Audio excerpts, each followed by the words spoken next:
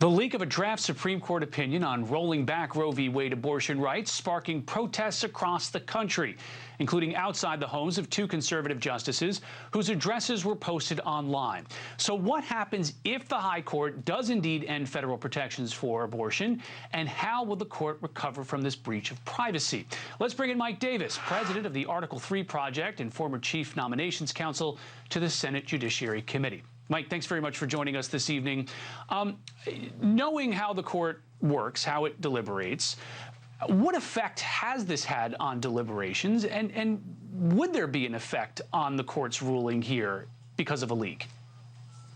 So I served as a law clerk to Justice Gorsuch on the Supreme Court, and I also served as the chief counsel for nominations on the Senate Judiciary Committee with oversight over the federal judiciary. This is a shameless leak by someone within the building, but I think it's going to have the opposite of the intended effect. The person who did this, I think, was trying to change votes on this Dobbs case that could overturn Roe versus Wade and Planned Parenthood versus Casey. But after this leak, I cannot see a justice switching their vote after this leak. There has been some discussion, another theory floated, that perhaps it came from the other side to try to solidify votes. How likely do you think that is?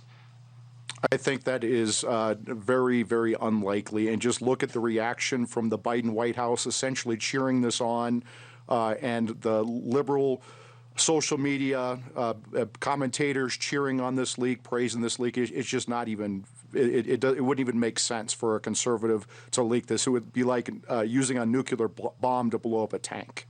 Do you think this paves the way for more leaks? Do you think now that it's happened that others will look, others on the court, whether they're family members, whether they're clerks, will say, well, it's happened, now we can go forward and do it? No, I actually think that the Chief Justice, John Roberts, is doing the right thing here by ordering the Marshal of the Supreme Court to look into this leak, and they're going to interview all of these people who had access to this draft opinion, including each of the justices, 4 law clerks, and maybe other court staff. They're going to find out who did this. And remember that the clerks serve for a year, and so they're going to be leaving their jobs in June or July anyway. This is clearly a rogue clerk who did this, and they're going to find out who did it. And this person could be referred to the Justice Department, to the U.S. Attorney's Office for criminal prosecution.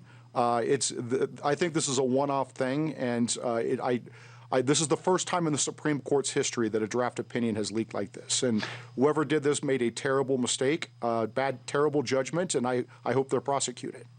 Does the Marshal of the Court have the capacity to conduct this type of investigation? Because it hasn't happened before. This is something that they typically deal with. And if not, do you think that there should be help from the Department of Justice, even though you would potentially have the executive branch investigating the judicial branch? So the Marshal of the Supreme Court is in charge of the 200-person Supreme Court police. They have plenty of resources. The political branches should stay out of this internal investigation unless they're asked by the Marshal of the Supreme Court.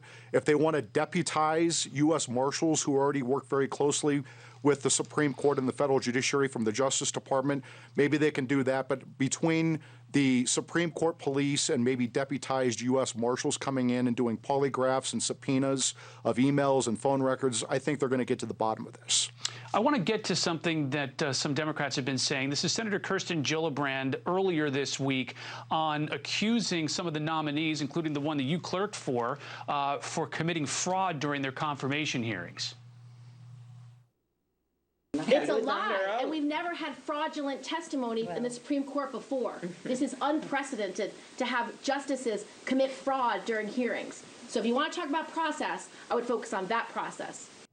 So whether it's fraud or even potentially misleading, saying that, look, it's settled precedent, or indicating that perhaps they wouldn't vote to change Roe v. Wade, was there a sense of being disingenuous here in testimony?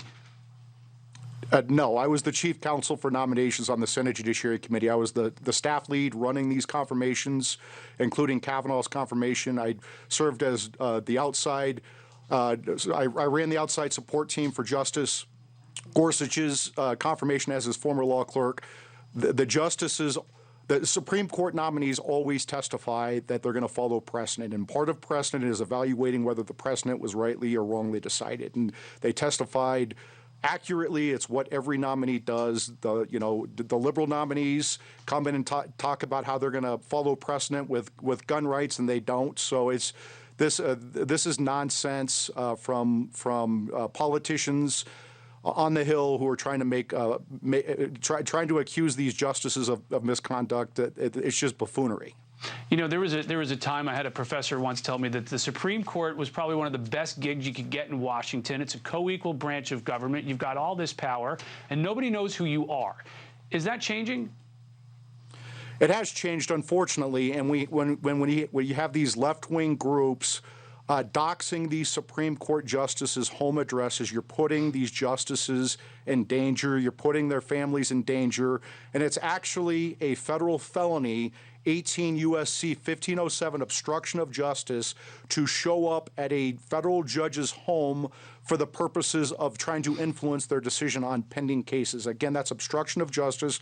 In 2020, Judge Solis, a federal judge, had her son killed because a lunatic showed up at her house. We cannot have it where federal judges do not feel safe in their homes, and the Attorney General Merrick Garland, a former federal judge, needs to step up right now and enforce these federal laws. Mike Davis, thanks for joining us.